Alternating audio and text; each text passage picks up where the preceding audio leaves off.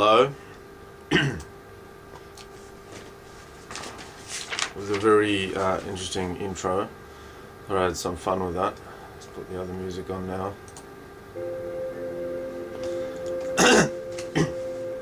Right now, I'm going to read the second automatic writing, continuing on from that Truth About 2012 writing that the videos that I posted some months ago.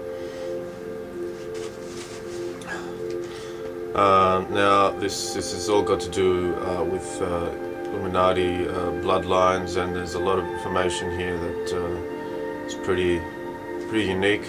I haven't come across this type of stuff anywhere else. Sorry. Now there's some info came to me regarding the Satanic Illuminati bloodlines, about which there's been much talk on the net, and a lot of it doesn't really tell us many details regarding where these families originated and stuff like that. But this reading seems to shed further light on their origins and the real reason that they partake in the human sacrifices, which appears to make perfect sense to anyone who's studied this subject at length. Also, we're given an empowering glimpse of a potential bright future to come on Earth, providing we all do our best to tell everyone we know about these things, of course. Okay, so let's begin part 1 now.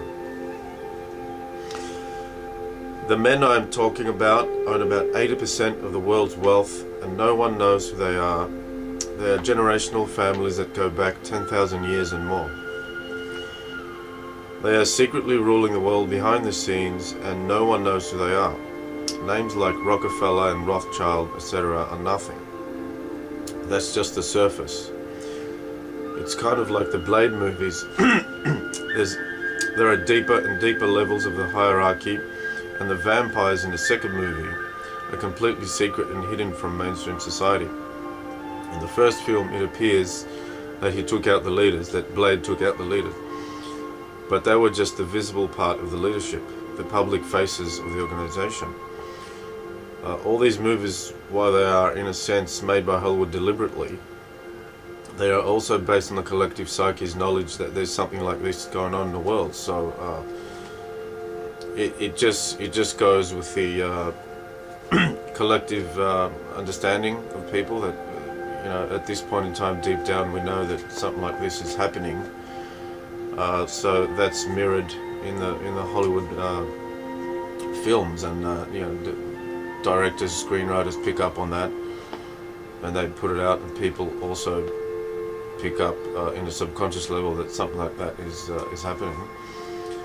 But they do put out a lot of these movies on purpose, because they're the same people that we're talking about actually own Hollywood. So continuing on.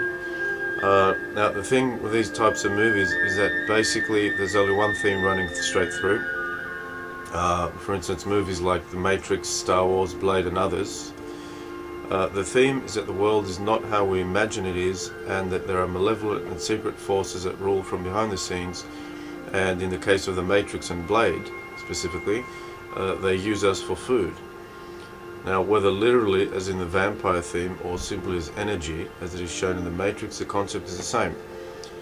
There's little difference as to what's really going on with the satanic forces behind the scenes. In Star Wars, it doesn't suggest something like this exactly, but however, it is showing us the whole Illuminati concept very blatantly. All you need to do is replace the setting of a galaxy far, far away with the Earth, and you have the exact mechanism of how the satanic elite have taken over the governments through diabolical machinations of theirs over hundreds, yes, even thousands of years. It's a very exciting and fanciful way to present it, but really Star Wars, especially the episodes that show how Palpatine takes over the government, episode 1, 2, 3, is telling it to us how it is. Aside from the fact that many other true concepts, such as the proliferation of intelligent life in the galaxy and the supernatural abilities of Force users are shown, this depiction of how the Sith rule and how they prefer to use deceit, trickery, violence and control is a subtle, or not so subtle, expose on the Illuminati, who themselves are something akin to real-life fallen Jedi. Now, the whole origin of the name Illuminati actually comes from the fact that this elite group began as a benevolent priesthood in Atlantis, who saw themselves as a special illumined caste. Now, they were the ones who were advanced enough to have the advanced spiritual knowledge, which now comprises the main teachings of the New Age movement, all this stuff that we learn on the YouTube and the net. But back then this knowledge was not available to everybody, and these special ones wanted to preserve it and teach it only to those who are fit. But what happened eventually was that they became corrupted by certain ambitious men from within their ranks, who tried to use this knowledge to control the population and to further their careers. They were mainly involved with politics, and they used this stuff to take over the populations, things such as hypnotism, etc. We hear about the people in Atlantis being spiritually advanced, etc. And so some of us imagine that they were probably into all this New Age stuff that's currently gaining popularity on Earth. Now, this wasn't so, however. There was knowledge, but it was held by certain priesthoods who deemed it was dangerous for it to be released to the masses, who were thought of as not being ready yet for this knowledge. Whether you take that as being suppression or not, the fact is that it wasn't like it is now, where you can easily find any type of spiritual info anywhere. It was possible to learn this stuff, but only through going high up in the ranks of these priesthoods who guarded it. Certain top secret books that were deemed too dangerous for even the high priests were eventually used by some of them, and the old ones of H.P. Lovecraft were contacted, bringing the demons back to Earth. There was human sacrifice that went along with this, etc.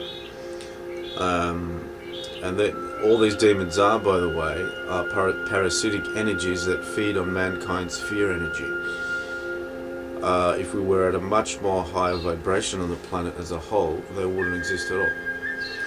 So anyway, what these men did was become something like the Sith eventually, like a real life version of the Sith, because they just wanted more and more power at some point. They completely got taken over by their ego and forgot their old selves totally. This is always how it works. Even the nicest person in the world can go past the point of no return, and then they forget their old self completely at some point. So they ruined that civilization and wanted to take over the whole world, which they nearly did. And in the Atlantis myths, this theme runs straight through. We see it everywhere, that Atlantis wanted to take over the world. It got greedy. It's coming through this reading as well. But it didn't work out due to Athens, which was the other superpower at the time, and more of this will come out on the net soon. So they eventually ruined everything, kind of like Hitler did with Germany, because they just cared about getting more and more power in the end, and that's all. At some stage, this is always what happens to these types of people. Eventually a dynasty was begotten by the original players, and all the bloodlines were thereafter possessed, since they had done something with these entities that had transformed their DNA. So each successive generation was more and more susceptible to the takeover. These demons, old ones, or reptilians, whatever you call them, fits in well. They work outside of time, and there's no way to understand how a conspiracy spanning thousands of years could all fit in together and make logical sense if you don't realize that this key ingredient, that they work outside of time. They are entities that are in a higher dimension than the third, though it's still pretty low here where they are. Nevertheless, they can manipulate history and events through taking over the minds of key figures who are in power on Earth, and their agenda, which in linear time can span thousands of years, can be easily worked out by them from the higher vantage point that they operate from.